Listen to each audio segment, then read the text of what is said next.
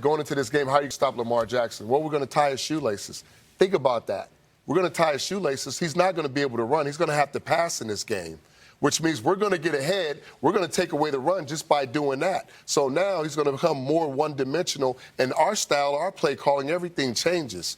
And to go in to execute on the road in a hostile environment and play the way you want it to play, it says something about that team. But everyone has said that all year long, right? That they're going to try and take away the run, and no one has been able to actually back that up and do that against this particular Ravens squad. What did the Titans do that was different than what everyone else had attempted to do? Well, first of all, they got ahead.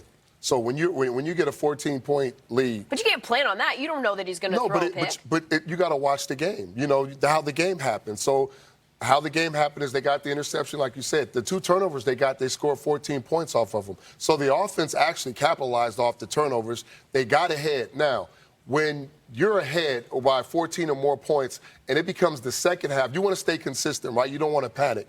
But in the second half, when time's starting to run out, when you run the football, that eats up the clock. So you got to understand, we got to get back into this game. And the momentum never really changed back into the Ravens' favor. So, well, I think it's safe to say that this one did not go at all the way that the Ravens expected when they took the field. We'll hear what John Harbaugh has to say about it now.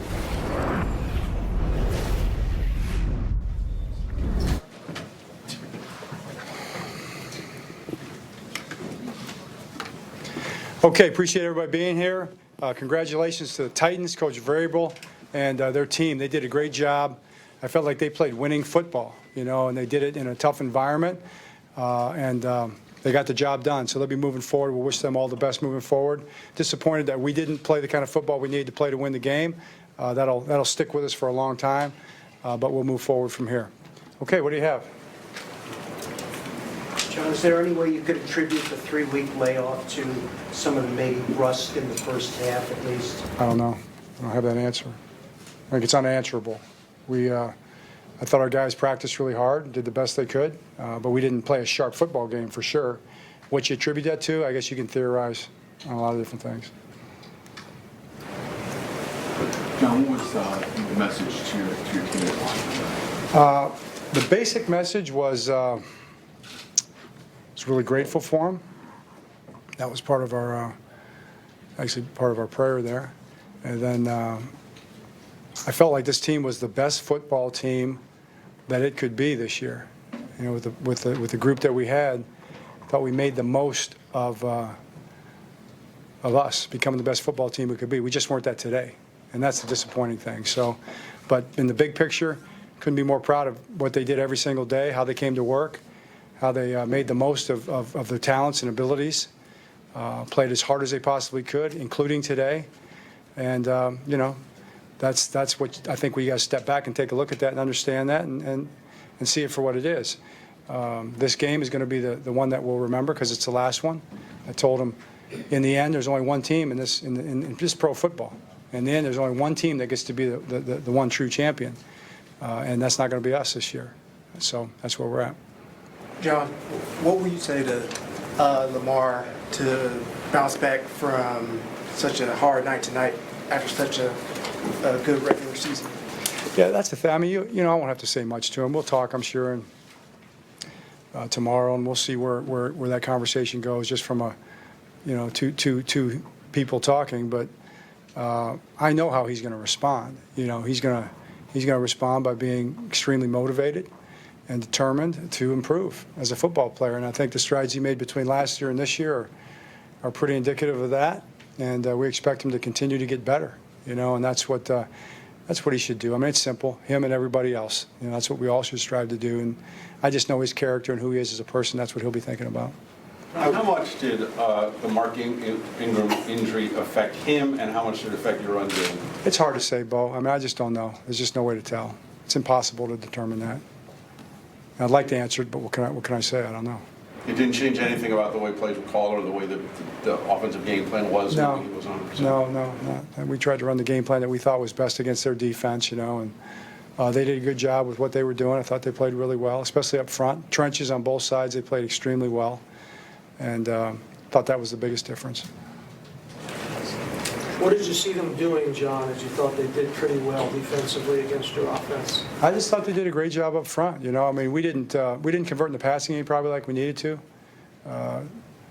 In the end, you know, you got to complete passes, and the team that's up there playing good run defense. We popped some runs, but it wasn't quite consistent enough. I mean, it's just football. Didn't do it. Of the Texans and the Chiefs after what we've seen tonight. They have to.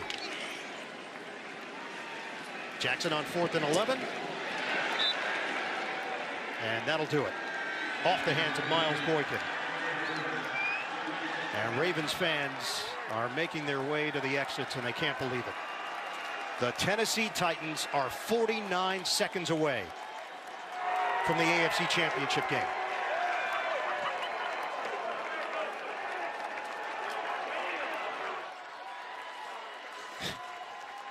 Mike Vrabel, the former football player, has got some stuff on his face. Well, he has created a winning culture in a very short time in Nashville. 4 straight 9-7 seasons for the Tennessee Titans. The first 2 led by Mike Mularkey, Vrabel the last 2. And they pulled off a stunner tonight.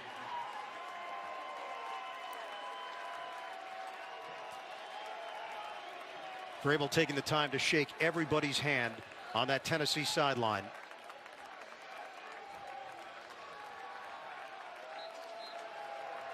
Have to go back to the 2002 playoffs, the last time the Tennessee Titans were in the conference championship. An incredible story being written by the Tennessee Titans. They upset the Baltimore Ravens and advance to the AFC Championship game. The #1 seed is out in the AFC. The Titans come into Baltimore and they get it done against the Ravens. 28-12, your final. 2 Alabama guys sharing a moment, very close friends. Ingram and Henry.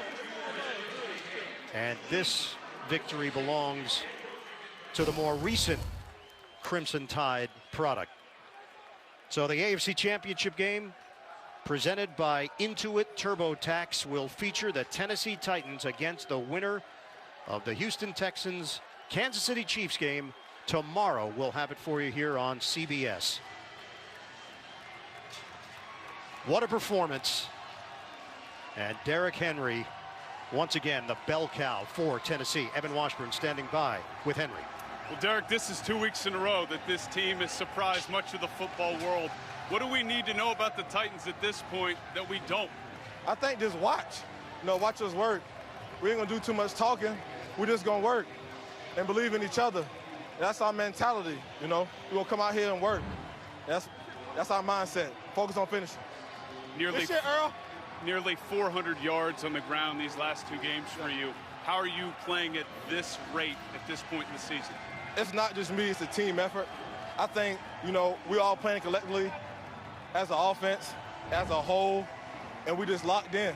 You know, like I said, we believe in each other, we communicate, you know, and, you know, it's working out there, and I'm just glad that, you know, we're able to win this game against a good opponent. 1 win from a trip to the Super Bowl. How would you describe the confidence level of this team? 1 game at a time.